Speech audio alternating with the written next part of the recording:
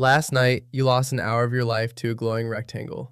You told yourself just one more video, and you knew exactly what was happening while it was happening, and you kept scrolling anyway. Most people assume it's a lack of willpower, that your discipline is weak, that you just need to try harder. That's not quite right. The real answer is almost 3,000 years old, and it was written down as a warning by people who never saw a screen in their lives. By the end of this video, you'll know exactly what they knew, and you'll never look at your phone the same way. Let's start inside your head. Your brain was built for a world that no longer exists. For hundreds of thousands of years, humans survived by chasing one thing: newness. A new berry bush could mean food. A new sound in the grass could mean danger. A new face could mean an ally or a threat.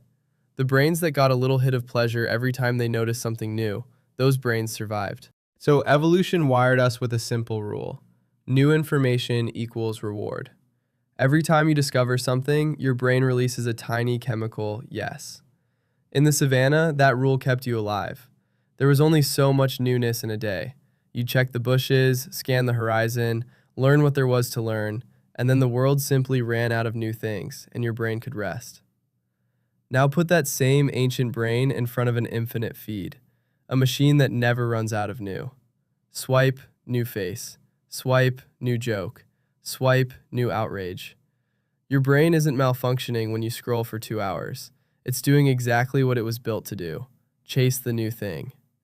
The problem is, the chase was designed to end, and someone finally built a world where it doesn't. Now here's where it gets interesting, because you might think this is a modern discovery, something neuroscientists figured out in a lab with brain scanners. But the Greeks actually had a story about this. Almost 3,000 years ago, in Homer's Odyssey, there's an island, and on that island live the Sirens, creatures whose song is so beautiful, so irresistible, that no human who hears it can refuse. Sailors hear the song, turn their ships toward it, and die on the rocks. And here's the detail everyone forgets. The sailors knew. Every sailor in Greece knew about the Sirens. They knew the beach was covered in bones. They knew that turning toward that song meant death, and they turned anyway. That's the genius of the story. The Greeks weren't describing a monster. They were describing a stimulus so perfectly tuned to human desire that knowing it will hurt you changes nothing. Read that again. Knowing changes nothing. You know you should sleep. You scroll anyway. You know the feed adds nothing to your life. You open it anyway. You are the sailor. The song is in your pocket. The Greeks saw this weakness in human nature so clearly that they wrote a warning about it into their greatest epic. A story about creatures whose entire power is that your own desire is turned against you. They just never imagined that one day, someone would build the siren on purpose and charge advertisers for access to the rocks. But the Odyssey doesn't just describe the trap, it describes the escape, and this is the part that should be taught in schools. Odysseus has to sail past the Sirens' island. He knows what the song does, and here's what he does not do. He does not say, "I'm strong, I'll resist it." He doesn't trust his willpower at all. Instead, he changes the situation before the temptation arrives. He orders his crew to plug their ears with beeswax. They can't hear the song at all. And for himself, because he wants to hear it, he orders his men to tie him to the mast. Rope, knots, physical restraint. And it works. The song hits him, he begs to be released, he screams at his crew, he strains against the ropes with everything he has, and the ropes hold. He survives the strongest temptation in the ancient world, not because he was strong, but because he made a decision while he was still thinking clearly, so that the decision would hold when he no longer could. Odysseus understood something 3,000 years ago that most of us still refuse to accept. In a battle between willpower and a perfectly tuned temptation, willpower loses. Every time. The winners don't fight the song, they make the song unreachable. Fast forward a few thousand years, and somebody turned that siren song into a business model. Las Vegas. Look at a slot machine. It's a strange object when you think about it, a box that takes your money and occasionally gives some back. Why would anyone sit at it for 10 hours? Because casino engineers discovered the exact frequency of the siren song, unpredictable reward. If a machine paid out every time, you'd get bored. If it never paid, you'd leave.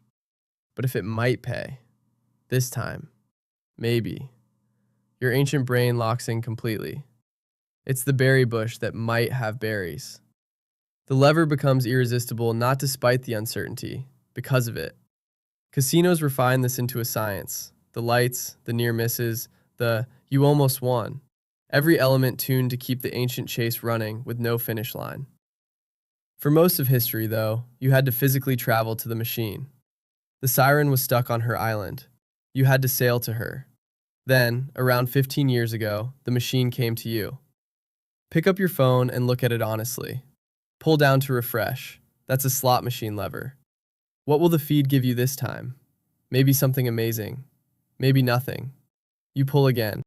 Unpredictable reward, straight from the casino floor, straight from the Sirens Island, now living in your pocket, next to your bed, first thing your hand touches in the morning. The people who built these feeds didn't hide it. Former social media engineers have openly admitted the designs borrow from gambling mechanics. Infinite scroll means the session never has a natural end.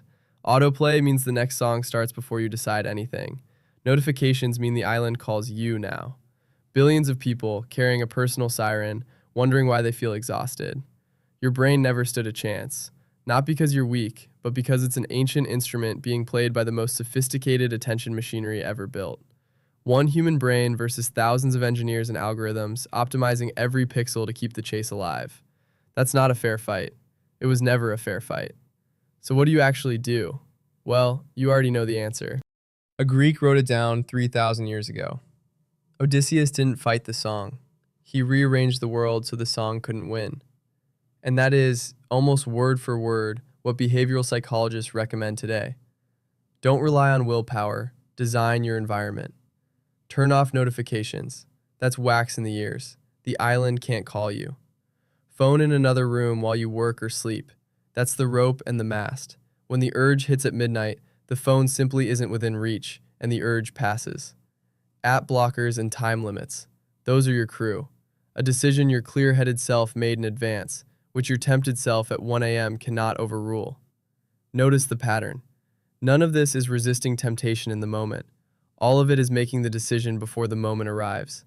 Because the moment always wins. Odysseus heard the full song of the sirens, the thing no sailor survived, and lived. Not because he was stronger than them, but because past Odysseus protected future Odysseus with rope.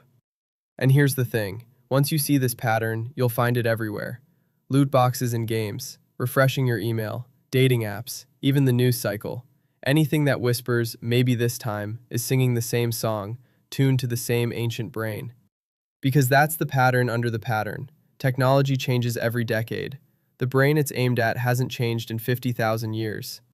Now you know the song's name. So tonight, when you tell yourself, just one more video, remember, you're not lazy, you're not broken, and you're not weak. You're a sailor with an ancient brain, sailing past an island that was engineered to catch exactly you. Willpower won't save you. The mast will. Tie yourself to something. If this changed how you see that glowing rectangle, subscribe. Because this channel explains the hidden patterns behind the modern world, one ancient story at a time. And tell me in the comments, honestly, what's the longest just one more video has ever cost you? I'll go first. 3 hours. A fridge organization video. I still don't know why. See you in the next one.